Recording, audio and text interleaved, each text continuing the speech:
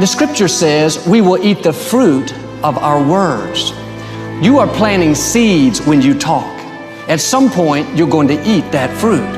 My challenge is make sure you're planting the right kind of seeds. If you want apples, you have to sow apple seeds. If you want oranges, you can't plant cactus seeds, poison ivy seeds, mushroom seeds. You're going to reap fruit from the exact seeds that you've been sowing. In other words, you can't talk negative and expect to live a positive life. You can't talk defeat and expect to have victory.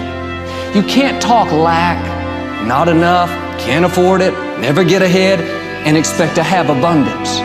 If you have a poor mouth, you're going to have a poor life. If you don't like what you're seeing, start sowing some different seeds.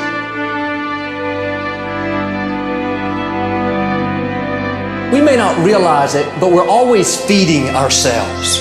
What we watch, listen to, the people we're around, the thoughts we're dwelling on, that's feeding our inner man. If you go to lunch with people that talk bad about the boss, make fun of a coworker, put down a friend, they're feeding you gossip, feeding you jealousy, feeding you disrespect.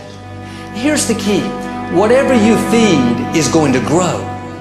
You may not like what they're feeding you. You're a nice person, but if you continue to hang around them, before long, you'll be gossiping, you'll be critical, you'll be disrespectful. Why? Because you kept feeding the wrong things. If you're always feeding negative thoughts, thinking, I'll never get well, I'll never meet the right person, you're feeding doubt, feeding mediocrity, feeding fear. You're still here. And you get another chance this day to do better and be better. Another chance to become more of who you were created and what you were created to fulfill.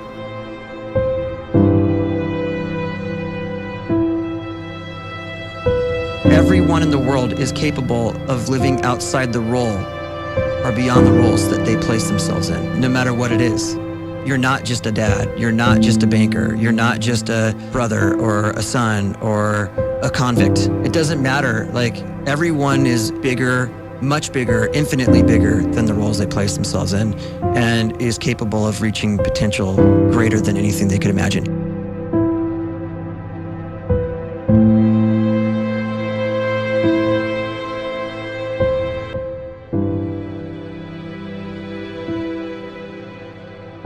So when you start to focus and you delete distraction from your life and you start to get seriously invested in doing one thing staggeringly well, and you practice that one thing over and over, a term to think about is mundanity. You do one simple, seemingly insignificant thing every day around your main skill, and it's very mundane, but small daily improvements over time lead to world-class results.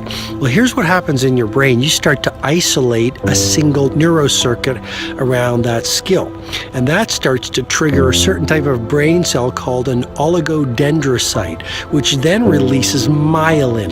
Myelin is a fatty tissue that starts to wrap around that single neurocircuit related to that main skill you've been practicing.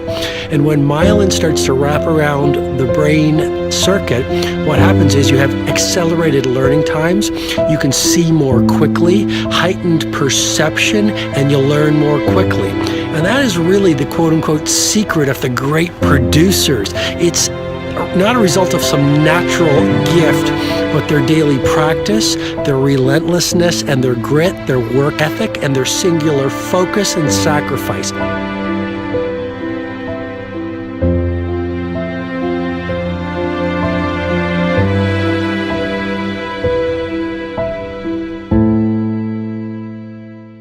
A great life is built not by revolution. A great life is built by evolution. Small and steady wins the race. What you do every day is far more important than what you do once every decade. I want you to really think about that idea. What you do every day is simply your life in miniature. And as you live every single day, so you're crafting your life. What you do over the next hours is really building your future.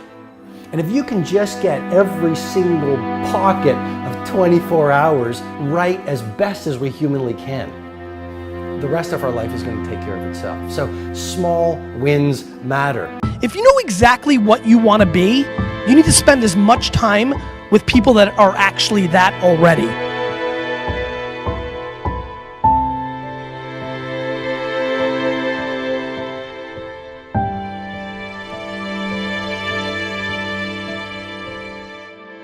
You cannot let a fear of failure, or a fear of comparison, or a fear of judgment stop you from doing what's going to make you great.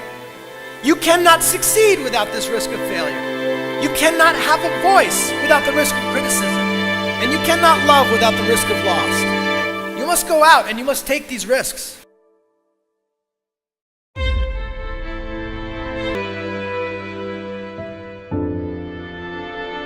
You have to trust your own voice, your own ideas, your honesty, your vulnerability, and through this you will find your way. You do not have to be fearless. Just don't let fear stop you. Live like this as best you can, and I guarantee you will look back on a life well lived. You are capable of greatness in your profession, and more importantly, in your quality of self. Stay hungry. Stay young at heart. Take those risks. You are going to change the world around you in big ways and in small. You don't have the time to waste time, because time doesn't wait till you discover your purpose. If you don't know why you was born, time is still moving. And if you discover your purpose at 90 years old, it's too late.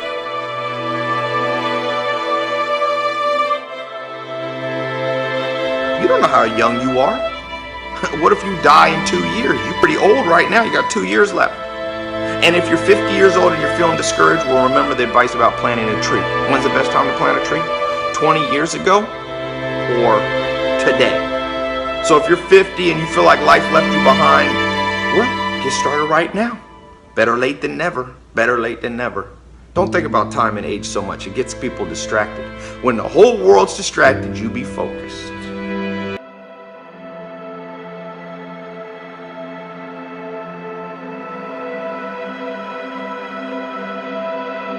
But see, anybody, if you want to, can go searching for a good plan, pick it, and start working it. And sure enough, as the time passes, as it surely will 5 years from now, 10 years from now, then you'll be winding up wearing what you want to wear, driving what you want to drive, living where you want to live, become what you want to become. But now's the time to fix the next 10 years. And who can? Anybody.